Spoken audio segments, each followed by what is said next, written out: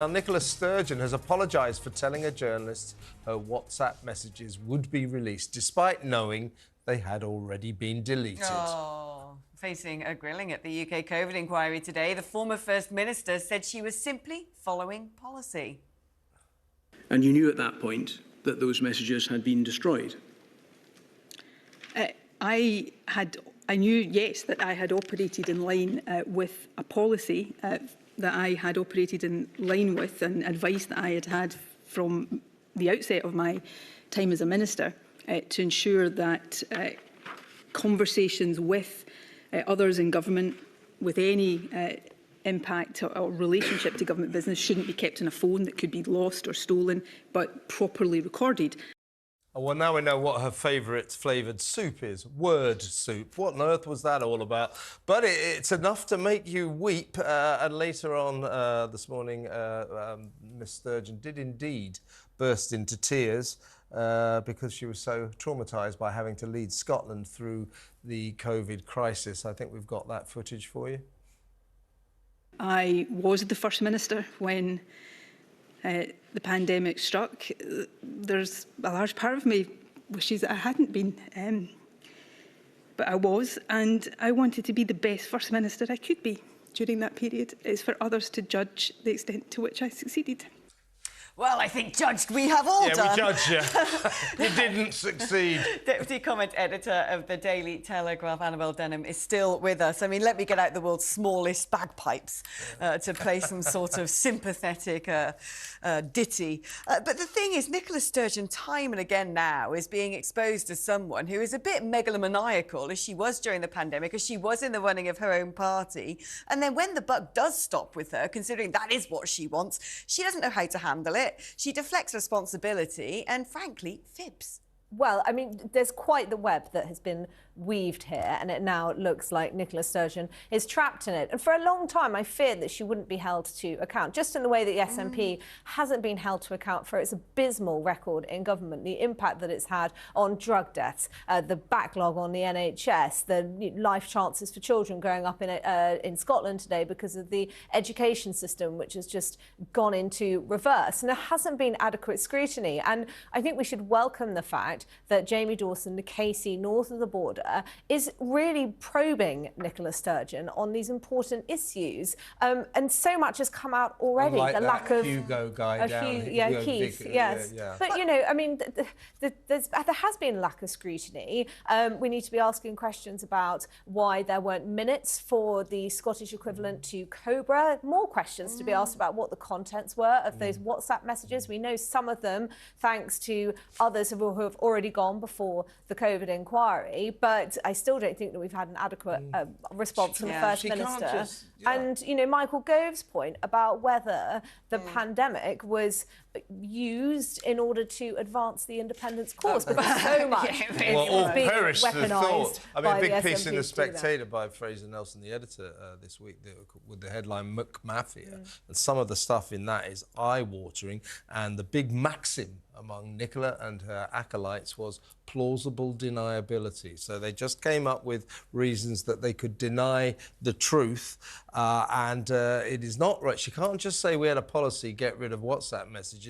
There is a chance, I'm not saying that this is definite, but there is a chance she could have broken the law. These were matters of government that should be public record. So just saying it was policy, it's not good enough. No, I mean, she's in a world of trouble. Obfuscation. And to her wishing that she hadn't been First Minister at the time, I don't quite know how you reconcile that with the fact that she gave media briefings far longer than Boris Johnson did. Yeah. You know, she was across the airwaves, setting out how she was going to do things differently to south of the border. And in the end, excess deaths in Scotland were pretty similar. Let's not forget the financial scandal hovering over the SNP during her tenure. She looks very strained there. It looks like she needs a holiday. Perhaps she should go away in a motorhome. What do you think? Do you know, I always think if the BBC beatifies someone, whether it's Aung San Suu Kyi or Arden in New Zealand or Nicola Sturgeon, before long they turn out to be an unbridled tyrant. Now, let's move on to what I think is a massive story. This is the migrant numbers. I mean, yesterday we found out that the estimation is that net migration will continue at about 315,000 a year from 2028 onwards, putting strain on public services. But then we find out that population growth is going to be 92% down to migration. This is huge, not just because when we were discussing this earlier, you're framing your debate very much in economic terms, and without doubt it's going to impact on public services. The OBR themselves have said that the influx of migrants don't have any extra participation in the labour market than the domestic population. But I think what really needs to be discussed here is the demographic impact it's going to have, the social and cultural impact. I think that's absolutely right. You can have the economic arguments and the fact that GDP per capita is actually going backwards now. So it simply is not the case that we can import immigrants and that will enable us to continue to grow. But there are very serious concerns, which I think were laid bare by the pro-Palestine protests, which we saw not least on Remembrance Day, about multiculturalism, whether integration has failed, and patently, in some areas where there are massive community tensions which are only rising, it hasn't. Right, we have a religious studies teacher still in hiding for that Muhammad cartoon. We had a primary school shut down because community leaders threatened to firebomb it. We've now got Muslims saying they're going to try and push Labour out of certain constituencies by standing 90 candidates if Labour don't agree to call for a ceasefire. I mean, the tail is starting to wag the dog, and I think we've all got to be mindful of that. Well, of course, we already saw it when there was the ceasefire vote before Christmas, and some Labour, MPs who were on the shadow front benches stood down from their briefs because they felt as though they had a responsibility to their constituents. Perhaps they had constituencies with high immigrant populations, that they ought to back a ceasefire in Israel, which of course goes against the government's policy and indeed the policy of the opposition. So absolutely, I think we're seeing rising tensions across the country. And what this has also led to is many people in Britain discovering or feeling as though they are further to the right in British politics than they perhaps would have been before October the 7th. Yeah. And where does that lead us? Because we haven't it? had a populist party emerge yet in the UK. The itch was scratched by the Brexit vote in 2016, but I think we're due one now. Yeah, no, I think you're right. Now, listen, this is going to be difficult for me. I think I might owe you an apology. Oh, you have to do it on air.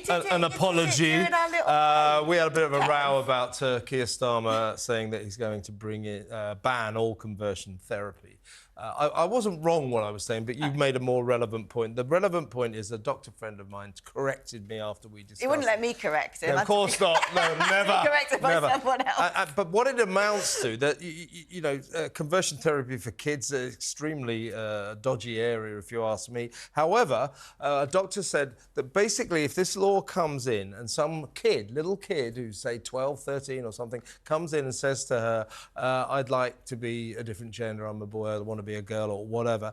If she says to that GP, says to that kid, "Are you sure about that?" That will be against the law. That was what you were getting at, right? And that's a disgrace. This is trans-conversion therapy, which isn't the same as making gay people go to a forest and do star jumps to become straight.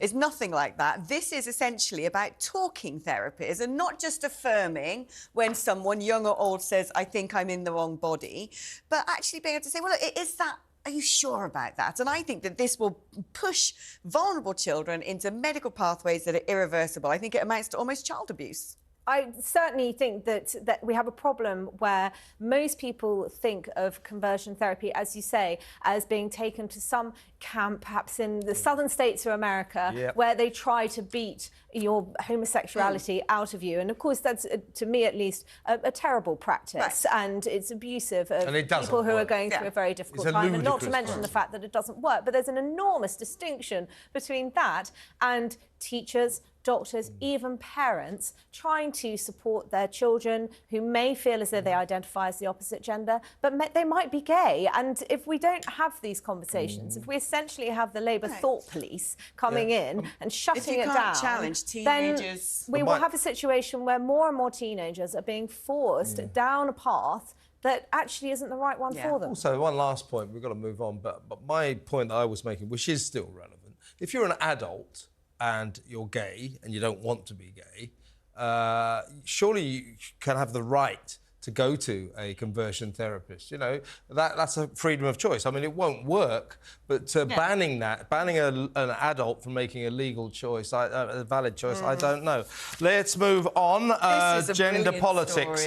Turns out, so we tend to sort of treat the 18 to 30 mob as one blob. They all think the same, you know, they're all sort of radical and so on and so forth. Well, it turns out, no, there's a arguably, no, there's a really interesting report that says that actually the way 18 to 30 people think goes down gender lines, and that the females are likely to be far more liberal than the males, which is interesting. It is interesting. I always feel a bit uncomfortable, so you're wading into very dangerous territory when you start to gender stereotype on the airwaves in Britain today. But it's nonetheless the case, certainly according to this research, that women have different political outlooks, different political views to men. Now, this article, which was in the Financial Times, put a lot of it on the Me Too movement, on misogyny, and it's a global study which has been conducted. And, of course, there are parts of the world in which women don't have gender equality, and that might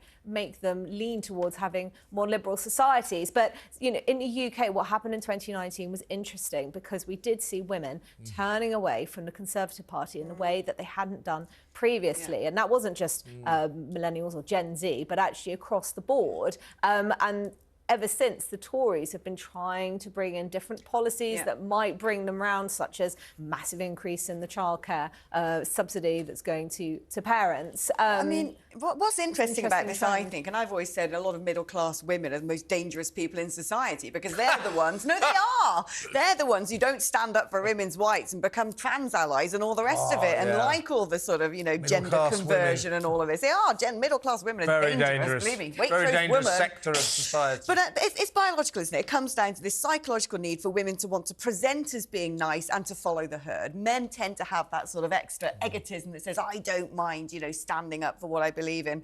But, you know, Annabelle, people like you and I, we're unicorns. Right-wing women, aren't many of us around. All you women, you're just lefties. It says so in this report. It says in this disguising report. it well. I've got good right-wing credentials. According to this report, you two, just lefties. Thank you very much, Annabelle. We'll be rejoining you in just a little while.